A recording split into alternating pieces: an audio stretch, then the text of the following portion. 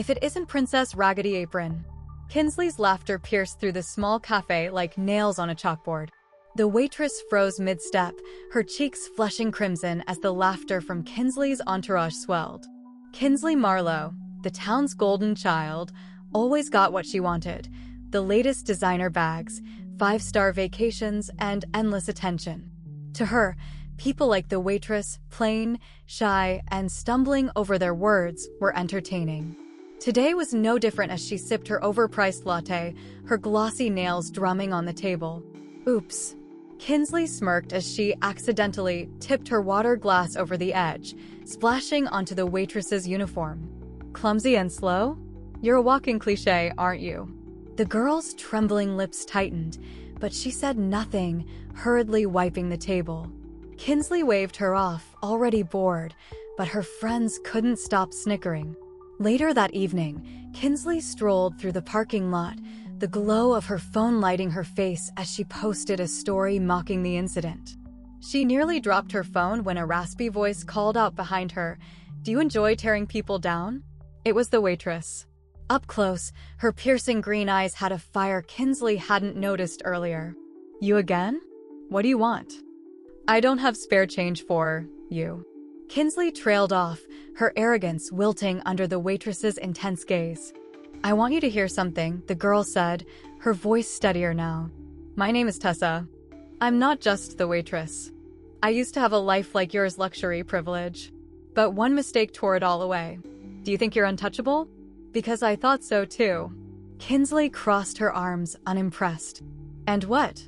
You want me to feel sorry for you? That's not happening." Tessa didn't flinch.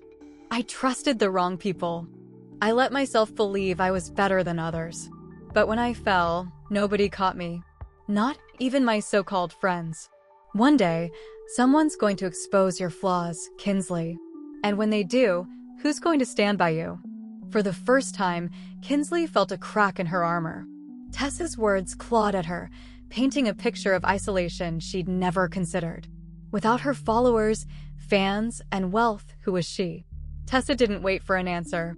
She slipped back into the cafe, leaving Kinsley in the dim parking lot, staring at her reflection in the glossy screen of her phone.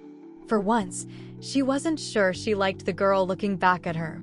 The next morning, Kinsley returned to the cafe alone. She approached Tessa cautiously, a rare apology on her lips.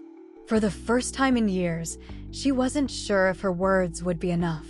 Some lessons can't be taught. They must be learned.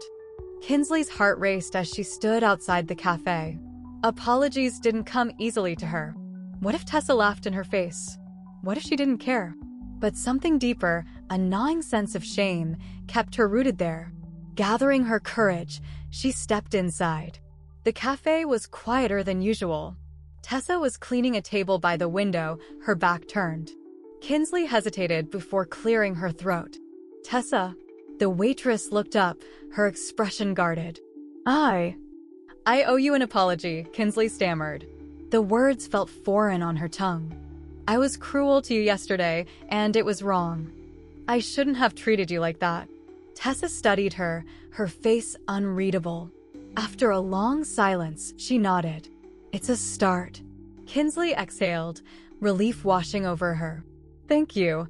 And if there's anything I can do to make it up to you, just let me know." Tessa's lips twitched into a faint smile. "There is one thing." Kinsley blinked. "Anything? Come back tomorrow," Tessa said, surprising her. "Not to apologize, but to help. You want to learn what it's like to be on the other side? Show me you mean it."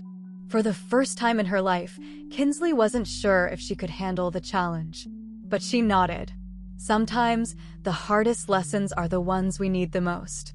Kinsley returned the next morning, dressed in plain clothes and sneakers, so different from her usual designer outfits. She hesitated at the door, second-guessing her decision. But then she spotted Tessa, already waiting with a spare apron. "Thought you might chicken out," Tessa said with a smirk. "Almost did," Kinsley admitted, tying on the apron. "What's first?" Tessa handed her a tray. "Table 3 needs their coffee. And remember, smile." The hours dragged. Kinsley fumbled orders, spilled water, and endured a customer's complaint about a cold muffin. Her manicure chipped, her feet ached, and she was ready to quit by lunchtime. But when she glanced at Tessa, calm and efficient despite the chaos, something shifted.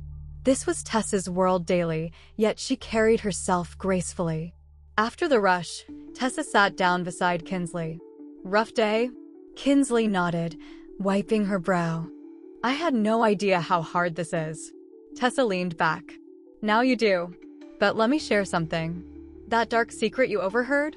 My little brother, he's sick. I take these shifts to pay for his treatments.